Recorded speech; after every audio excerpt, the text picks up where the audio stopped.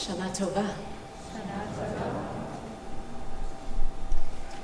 Most years, those seasonal words of greeting flow easily for me from a place of hope and optimism.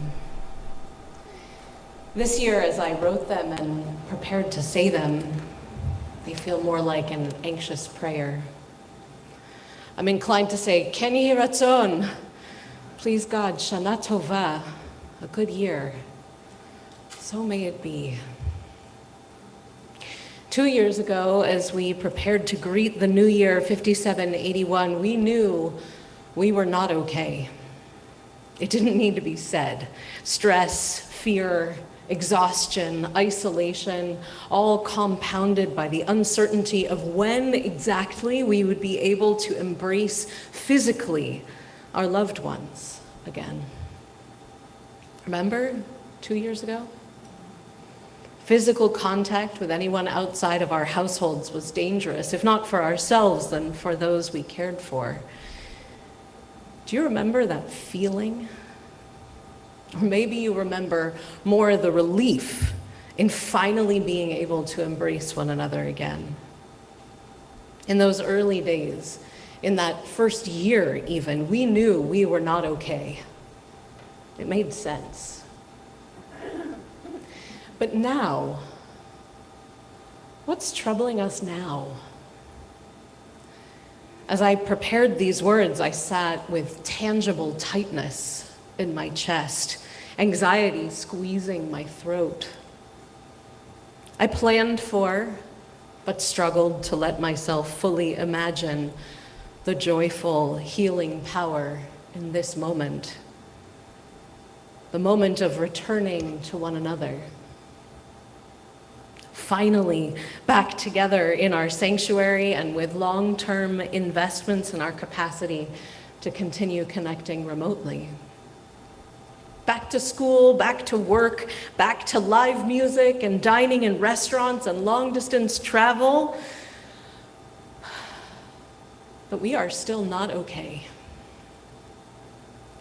And now perhaps because we don't expect it the way we did a couple of years ago from others and in ourselves, it feels so difficult to acknowledge our exhaustion, our anxiety, our sadness, to face our trauma.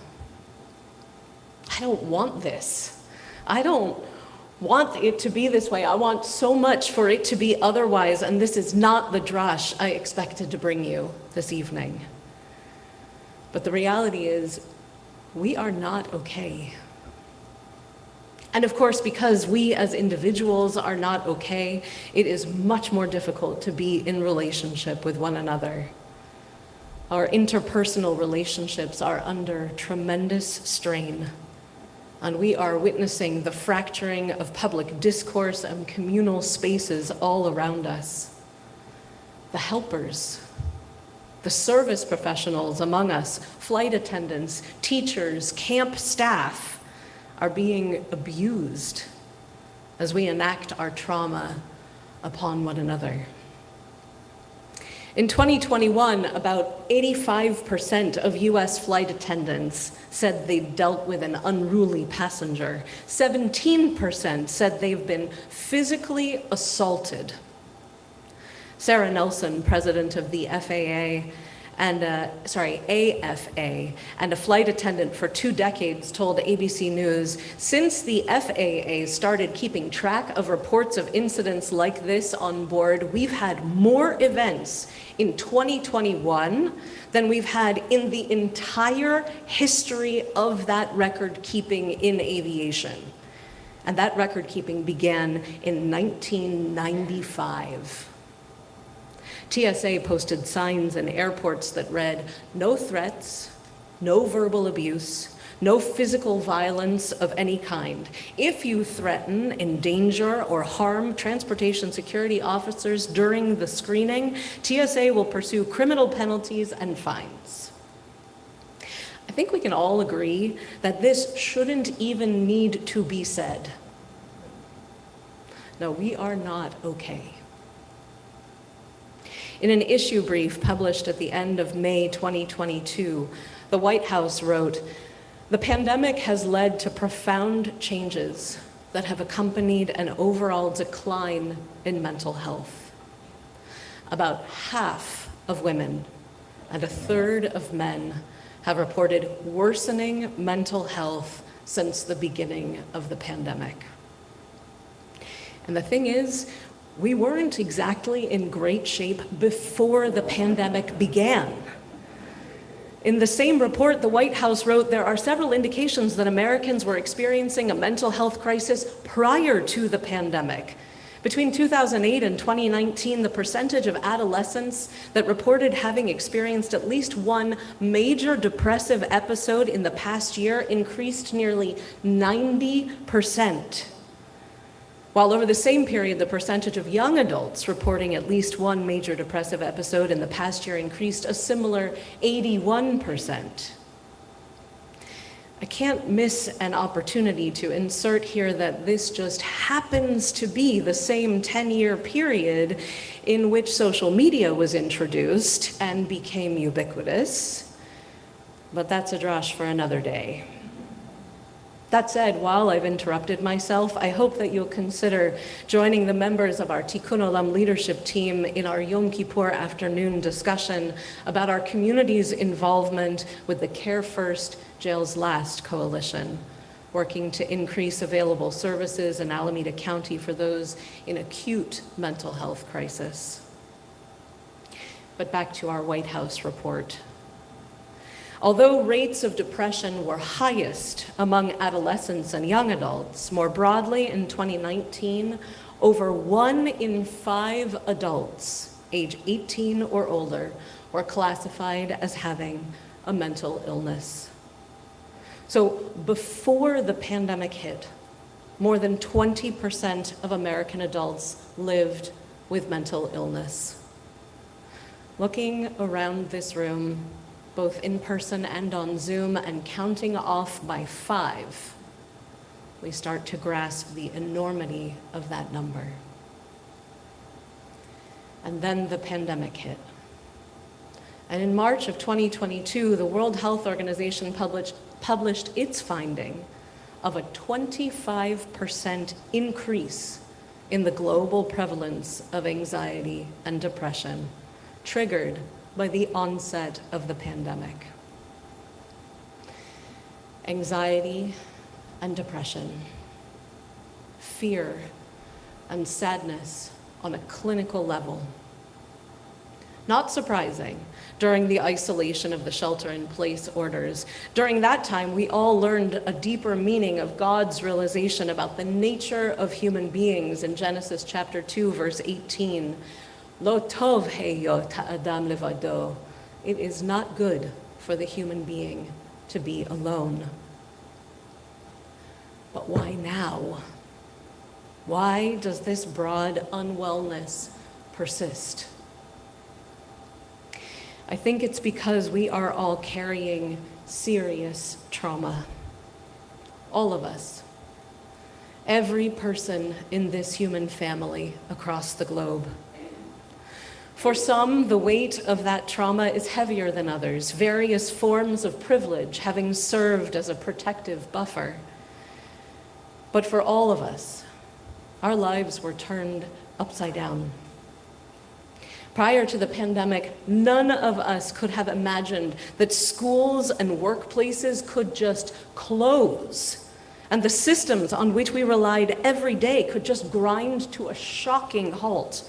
That the institutions and processes whose presence and reliability we never questioned could just suddenly stop. But they did, on a previously unimaginable scale. And this was profoundly destabilizing. At a very deep level, it shook our faith in what and who we could rely on. And now, even as things rebound, we are left with a crippling deficit in trust. If that could happen, we wonder, then what can we really count on? Our trauma whispers to us that nothing and no one is truly reliable. And as with our widespread mental health crisis, which began prior to the onset of the pandemic and has only worsened as a result, so too the widespread erosion of trust. In a 2020 article in The Atlantic, David Brooks described this moment of moral convulsion as an earthquake. He wrote, "The events of 2020, the coronavirus pandemic, the killing of George Floyd, militias, social media mobs, and urban unrest were like hurricanes that hit in the middle of that earthquake. They did not cause the moral convulsion, but they accelerated every trend. They flooded the ravines that had opened up in American society and exposed every flaw. The cancer of distrust has spread to every vital organ." As I said, this is not the Drash I expected to give tonight. Not the one I want to give on Erev Rosh HaShanah, which is usually a time for spiritual and emotional uplift, and especially not on this Erev Rosh HaShanah, an evening containing within it the possibility of exuberant joy and pent-up release at our gathering, our return to one another. But in recent months, it's become clear to me that this widespread cancer of distrust is living inside each of us. We bring it with us everywhere we go, into every interaction with others, including, unfortunately, here, inside this community. I want it to be otherwise. We all need it to be otherwise. So how do we make it so? How do we turn the greeting of this season into a blessing? Shana Tova. How do we build this into a good year? It is a lot to ask of traumatized people. It's a big lift. And maybe it doesn't feel fair or just. Why should we, exhausted and beaten down and discriminated against and made to feel invisible and oppressed and hurt in infinite ways over and over and over again, why should we be the ones to find or create the expansive space?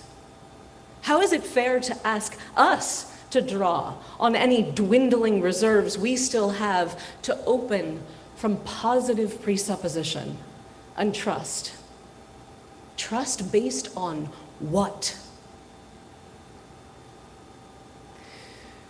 We should be the ones because we have to be the ones, because there is no one else,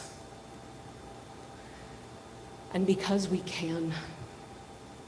Because generational trauma is not the only thing passed to us from our ancestors, also generational resilience. Also how to get up from our pain and our fear and build a future that none of us have ever experienced, but that we can see and describe in bright, vivid color. Because the whole idea of tshuva calls us to rediscover that part of ourselves that has this capacity, not to be doormats, but to create, little by little, the families, community, and world in which we want to live. Once, there was an enslaved young woman, the least of the least, disempowered among disempowered to be young and female among enslaved people. But she had a sacred gift, a precious gift. She held within her the gift of hope, a vision for a future unlike the present in which she lived. And while her community around her rushed to pack their necessities, only the things they could carry on their backs, and in such a hurry to get out that they didn't even have time for their bread to rise, this young female slave packed a musical instrument, a timbrel.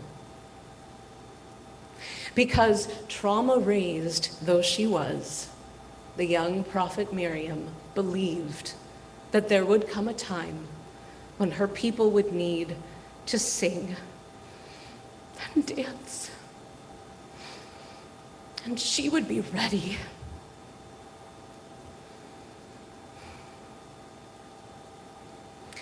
Stanford psychology professor Aaliyah Crum is an expert in the field of mindsets. In a recent interview on the NPR podcast Hidden Brain, she defined mindsets as core assumptions that we make about the nature of ourselves or things in the world.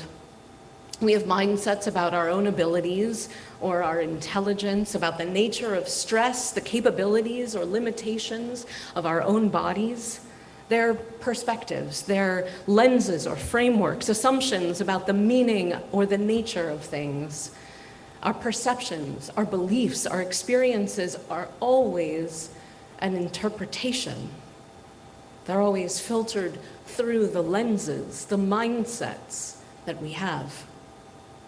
Host Shankar Vedantam interjects to clarify. So in some ways, I think what you're saying is that there might be an objective reality out in the world, but as it comes through our minds, we have different choices in some ways of how we process that objective reality. And Professor Crum affirms that's exactly right. The key is that the mindsets that you have an effect. They influence what you expect. They influence what you pay attention to. They influence our physiology and they influence what we actually do, and therefore they create the reality that's implied. So I'd like to coin a phrase. Let's call it Miriam mindset. We don't know why Miriam is named as a prophet in Exodus chapter 15, verse 20. And as I shared in Torah study a few months ago, she's one of only 5 women named in the Hebrew Bible as a prophet. And it's not exactly clear why she merits the title of prophet. Unlike the other Neviot, the female prophets, there are no biblical accounts of her prophesying, or even moments in which she is in direct conversation with God.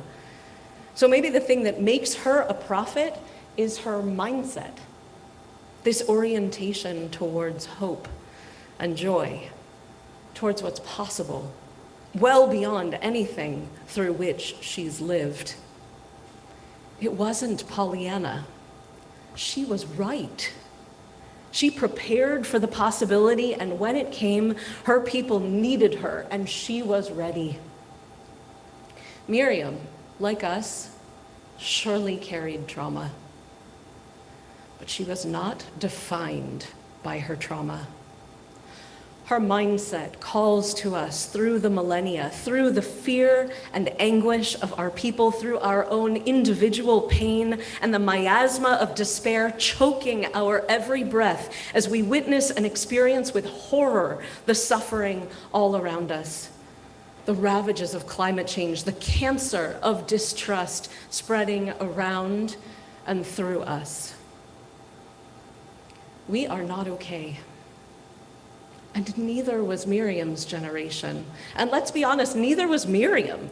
The gift of our Hebrew Bible is that our prophets were profoundly human. Miriam was punished for gossiping about her brother. And like the other adults in her generation, she did not merit entering the promised land. And we are not prophets. And the bending of the arc of the moral universe is more jagged and less linear when we look up close. But it's still bending.